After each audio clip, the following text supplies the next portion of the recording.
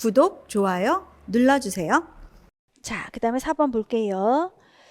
자, 소문항 1번 보겠습니다. 다음에 제시된 경제 개념 중 A의 적절한 의미를 쓰고 B의 적절한 유아의 언어적 상호작용의 예를 가해서 찾아 쓰시오 라고 되어 있습니다. 자, 화폐 가치라고 하는 것은 무엇냐라고 하는 것. 자, 화폐 가치를 설명하실 수 있겠습니까? 뭐예요? 화폐로 교환할 수 있는 재화나 용역의 양을 화폐 가치라고 하죠. 자, 요거는 이제 설명하실 수 있게끔 준비하시고 화폐로 교환할 수 있는 재화와 용역의 양 또는 재화나 용역의 양을 화폐 가치라고 한다라고 정의하시고 기회비용이라고 하는 건 뭐였습니까?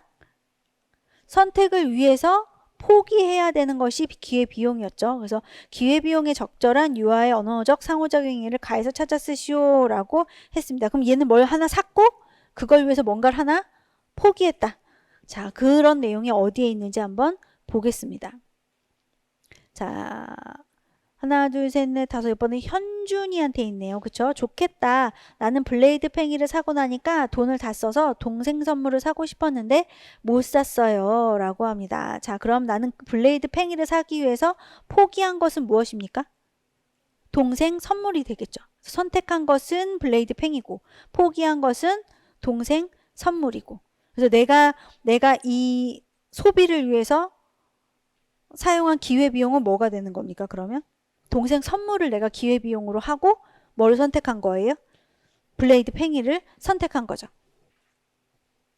자, 2번 버티와 본비의 이론에 근거해서 수지에 해당하는 교환가치 개념 발달 단계의 특징을 사례와 함께 쓰시오. 한번 정리를 해볼까요? 요거는 공부를 하고 싶지 않은 내용일 수도 있었으니까 요 문제를 풀면서 한번 정리를 해봅시다. 그래서 교환가치 개념의 발달 단계를 보면 제가 정리를 한번 해봤어요. 이것도 이게 참 이 사람의 이론이기 때문에 제가 함부로 해석할 수는 없지만 어쨌든 간에 문제를 우리는 풀어야 되는 입장이니까 구분을 좀 해봤습니다. 그래서 1단계는 손님의 지불과 거스름돈에 대한 인식이 전혀 없다. 아까 우리가 문제에서 봤던 그 아이처럼 그쵸? 그냥 물건 사고 그냥 가버려 라고 하는 요거를 이렇게 정리를 해봤어요. 지불 또는 화폐, 거스름돈에 대한 인식이 아예 없는 것. 그죠? 화폐에 대한 인식이 없고 거스름돈에 대한 인식도 없는 그 상태로 놓고 또는 물건을 사면 지불을 해야 된다라고 하는 것도 몰라요. 지불에 대한 개념도 없고 화폐에 대한 개념도 없고 거스름돈에 대한 개념도 없는 단계가 이제 1단계가 되는 거고 2단계 같은 경우에는 여기에다 초점을 맞춰야 되겠죠. 의무적인 지불을 해야 됩니다. 그래서 물건을 사면 뭔가를 줘야 된다라고 하는 것을 아는 거죠. 의무적인 지불을 한다라고 하는 것이 첫 번째 특징. 두 번째 특징은 화폐 종류에 따른 차이를 인식하지 못해요. 그래서 모든 종류의 화폐를 똑같이 여겨요. 즉 화폐가 있다는 건 알아. 이제 아까는 화폐에 대한 인식이 없었잖아요. 그런데 지불에 대한 인식도 없었고 근데 이제 의무적 지불 뭔가를 내가 사면 뭔가를 줘야 돼. 돈을 줘야 돼 라고 하는 것은 알아요. 그래서 화폐의 종류는 인식하지만 그 차이를 인식하지는 못해요. 그래서 아이들이 그럴 경우 있죠. 아무 돈이나 꺼내주는 거. 물건 사고 나서 아무 돈이나 이건 너무 커. 그래도 무슨 말인지 몰라. 해맑게. 그죠? 또는 막 1,000원짜리 꺼내줘. 자기 막 3,000원짜리 사고. 그럼 이걸로는 안 돼. 그럼 왜요? 이러고 있는 경우. 그럴 경우는 이런 상태라고 볼 수 있죠. 그래서 이런 차이를 인식하지는 못하고 거스름돈을 거스름돈을 인식하고 있긴 하지만 거스름돈을 왜 내야 되는지는 몰라요. 자, 그래서 여기 보면 거스름돈을 주는 것은 의무. 근데 거스름돈은 나한테 달라. 내가 3,000원짜리 사고 1,000원 내요. 그러고 난 다음에 왜 나 돈 안 줘요? 이렇게 얘기하는 것처럼 뭔가 내가 돈을 줬으니까 나한테 돈을 줘 라고 하는 거스름돈도 뭐라고 생각해요? 의무라고 생각하는 거예요. 지불도 의무고 거스름돈도 의무라고 생각하는 거죠. 하지만 거스름돈에 대한 이유를 설명하지는 못한다. 그래서 의무적 지불과 거스름돈 요건 인식하고 있어요. 의무적 지불과 의무적 거스름돈에 대한 인식을 하고 있지만 그것의 이유는 알지 못해요. 그리고 화폐를 인식하고 있지만 그 차이를 인식하고 있지는 못해요. 돈은 다 똑같아. 아무 돈이나 막 내. 자, 그 다음에 3단계 같은 경우에는 이제 뭘 할 수 있냐면 화폐의 종류에 따른 차이를 인식할 수 있어서 아가들이 물건 사고 나서 자기 돈주머니 쫙 펼쳐놓고 뭐 줘요? 이 중에서 뭐 줘요? 라고 물어본단 말이에요. 이거 다 다른 가치가 있는 건데 이 가치는 뭐에 해당해요? 라고 하는 것처럼 화폐 종류에 따른 차이를 인식을 합니다. 자, 그럼 이제 지불에 대한 생각도 할 수 있고 화폐 종류에 따른 차이를 인식할 수도 있어요. 자, 그런데 이제 거스름돈을 경제 외적 이유로 본다는 거죠. 이게 내가 차익을 받는다는 생각이 아니라, 그쵸? 뭔가 그런 경제적인 이유 때문에 내가 돈을 받는 것이 아니라 그냥 뭐라고 생각해요? 거스름돈은 물건 가격보다 더 많은 개수의 돈을 지불했을 때 주는 것이 아니라 소비자가 좀 더 많은 물건을 구입할 수 있도록 하기 위해서 지불된다. 그래서 거스름돈을 주면은 나 이걸로 또 사라고 주는 거예요? 라고 얘기하는 것처럼. 그래서 이런 차익에 대한 경제적인 개념은 없다. 그래서 정리를 한번 해보면 화폐 종류의 차이를 인식하기는 단계까지는 왔어요. 그런데 거스름돈은 아직 경제 외적 이유로 인식을 하고 있다. 그 다음에 4단계가 되면 자 이제 뭐예요? 어떤 화폐는 물건을 사는데 충분하지 못함을 인식해요. 즉 화폐의 가치를 인식하는 거예요. 각 돈마다 살 수 있는 물건의 양이 달라라고 하는 화폐 가치 인식을 이제는 하는 거죠. 그리고 거스름돈은 아직 경제 외적 이유로 인식을 하고 있다는 거. 자, 그리고 이제 5단계가 되면 어떻게 됩니까? 수체계와 1대1 대응을 해서 화폐와 물건값이 맞지 않으면 물건을 구입할 수 없다는 것을 알아요. 좀 정리를 해봤더니 이제는 뭡니까? 화폐와 물건값을 대응할 수가 있어요. 그래서 이 화폐 가치에 맞지 않는 물건은 살 수 없어 라고 하는 것을 알게 되는 거죠. 그래서 화폐와 물건값을 대응시킬 수 있는 정도까지 오게 되고 그 다음에 마지막 6단계가 되면 거스름돈을 완전히 이해해서 차액에 대한 보상, 거스름돈이라고 하는 것은 차액에 대한 보상이라고 하는 것을 알게 되는 거죠. 그래서 제가 어쨌든 억지로 한번 구분선을 만들어 봤어요. 왜냐면 안 그러면 너무너무 추상적이니까. 그래서 1단계는 모든 지불, 화폐, 거스름돈의 인식이 모두 없음.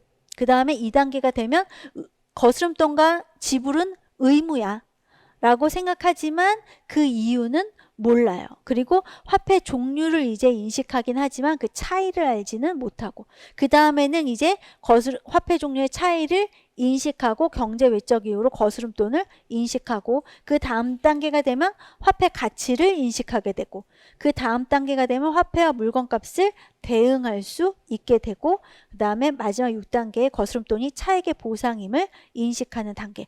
요렇게 정리하면 그래도 좀 구분을 하면서 정리를 할 수 있더라고요. 그래서 요렇게 한번 구분한 내용들을 공유를 해드립니다. 자, 그러면 이제 수지에 해당하는 것을 보겠습니다. 수지를 봤더니 밑에서 두 번째 수지를 봤더니 선생님 그런데 민우는 거스름돈도 안 받고 그냥 갔어요. 색종이 하나는 600원이니까 자, 이 친구 뭐 합니까? 색종이 하나는 600원이니까 화폐값과 물건을 대응할 수 있어요. 그죠? 색종이 하나는 600원이니까 양손에 손가락을 펴서 6개를 접고 나머지를 셉니다. 거스름돈은 400원을 받아야 해요. 라고 이 아이는 지금 뭐도 알고 있어요? 거스름돈이 차액의 보상임을 인식하고 있다라고 볼 수 있죠. 그래서 교환가치 개념 발달의 특징을 사례와 함께 써라 라고 했으니까 또 사례도 써야 되지 않겠습니다. 써야 되겠습니다. 그래서 색종이 하나는 600원이니까 거스름돈으로 400원을 받아야 한다는 것을 아는 것처럼 뭐 하고 있습니까? 뭐 거스름돈을 완전히 이해하고 있다라고 쓰셔도 되고 거스름돈이 차액의 보상임을 인식하고 있다, 이해하고 있다라고 특징을 쓰라고 했으니까 자 그렇게 해서 쓰셔도 좋겠습니다. 거스름돈을 완전히 이해한다 또는 거스름돈이 물건값을 제외한 차익임을 인식한다 와 같이 쓰실 수 있겠네요.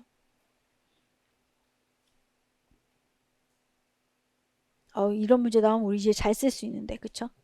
나와라.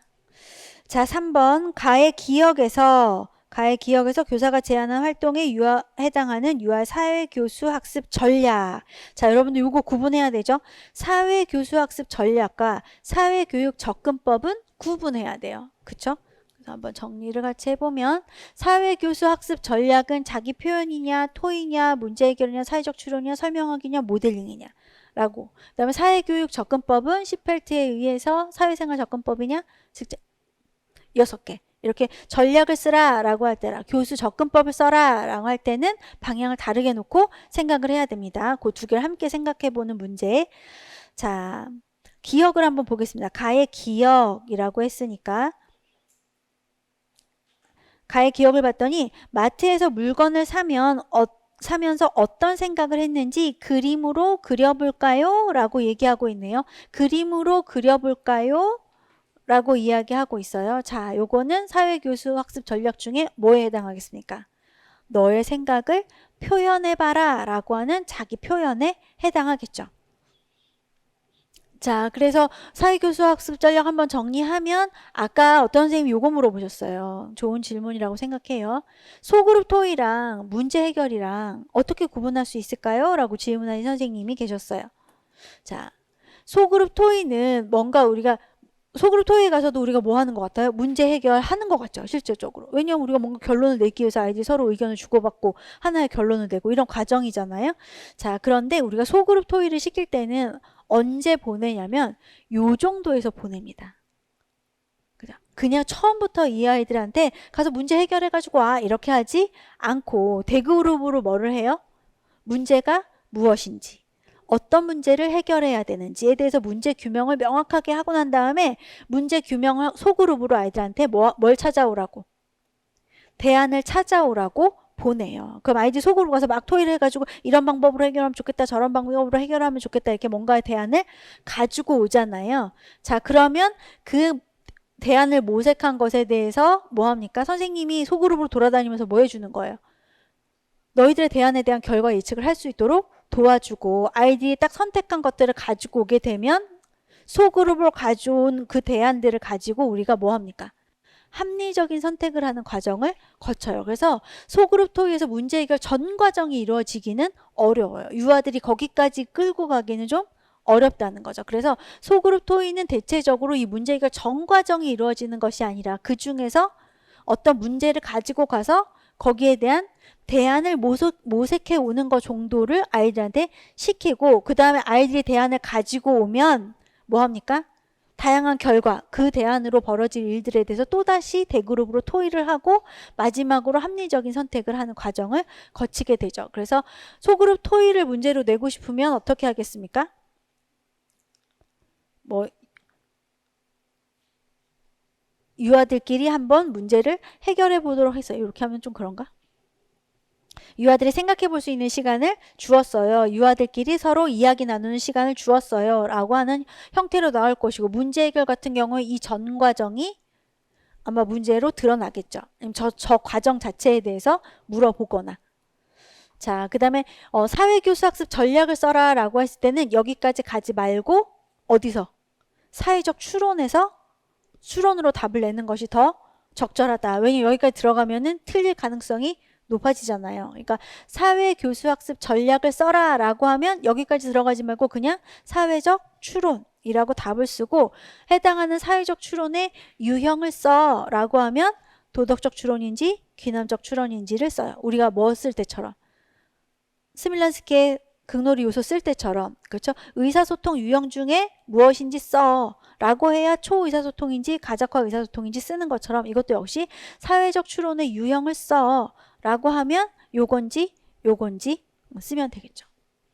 그 다음에 설명하기는 대체적으로 사회적 개념을 설명하는 것에 많이 쓰는 전략이다 라고 하는 거 기억을 해두시고 자, 그래서 설명하기 전략을 써야 될 때가 언제냐 라고 물어보면 뭐 해야 될 때? 사회적인 개념을 아이들에게 안내해 줘야 될 때. 자, 그 다음에 나에서 최 교사가 고려하고 있는 유아 사회교육 접근법의 개념을 쓰시오. 자, 이거는 사회교육 접근법에서 찾아야 되겠죠. 나를 봤더니 사회가 급변하면서 유아들도 지리, 경제, 환경 같은 사회 각 분야의 핵심 개념을 이해하는 것이 중요한 것 같다. 벌써 답이 보이는 것 같지만 그쵸? 결정을 억제하고 갑니다 또. 특히 요즘같이 사이버 경제활동 시대에는 유아들이 일상에서 화폐 개념이나 생산 개념들을 가르치기 어렵기 때문에 올바른 경제 개념을 기르기 어렵다. 그래서 다음 달에는 만 4세 반 유아들의 발달에 적합한 경제 개념을 인식하도록 학폐박물관을 직접 방문하고 유치원에서도 집회와 동전을 준비하여 다양한 놀이 형태로 경제 개념을 이해할 수 있도록 돕는 교육을 준비해 봐야 되겠다라고 합니다. 자, 요거는 여기서 또 직접 환경 접근법이랑 혼돈하셨던 분들이 있을까 하는 생각도 들어요. 어딜 가버려가지고. 화폐 박물관에를 가버려가지고, 그렇죠? 그렇게 생각해 볼 수도 있을 것 같은데, 나에서 고려하고 있는 사회교육 접근법이니까, 자, 충동을 억제하고 여러분들, 전체 개념들을 살펴봐야 되겠죠? 그래서 이 선생님이 이 접근법을 시도하려고 하는 이유가 뭐였어요? 핵심 개념을 이해하도록 하기 위해서고, 선생님이 선택한 핵심 개념이 뭐예요? 화폐. 에 관련된 경제라고 하는 사회적 지식을 내가 선택했어요. 그래서 내가 4세의 발달에 적합하게 뭐 하겠다? 놀이로 구성해, 다양한 형태의 놀이로 구성해서 접근하겠다라고 한 전체 메시지를 읽어봤을 때 이거는 뭐라고 볼 수 있습니까? 사회과학 개념의 구조화 접근법. 키워드가 다 나왔죠. 4세의 발달에 적합한 이런 내용들, 다양한 놀이로 유아들이 경험할 수 있도록 이런 내용이 나왔기 때문에 이거는 사회과학 개념의 구조화 접근법이라고 볼 수 있겠다.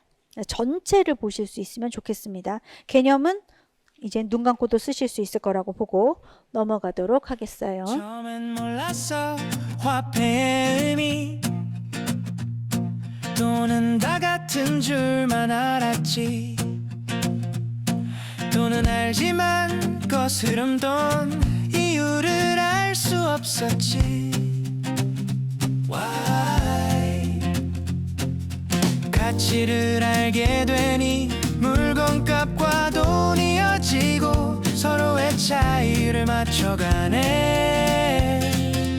한때는 어려운 교환 가치 이젠 알아 거스름 도는 차에 남은 금액 그게 change 내 선택으로 포기한 것 그 안에 숨은 또 다른 선택 가장 값진 이름 기회비용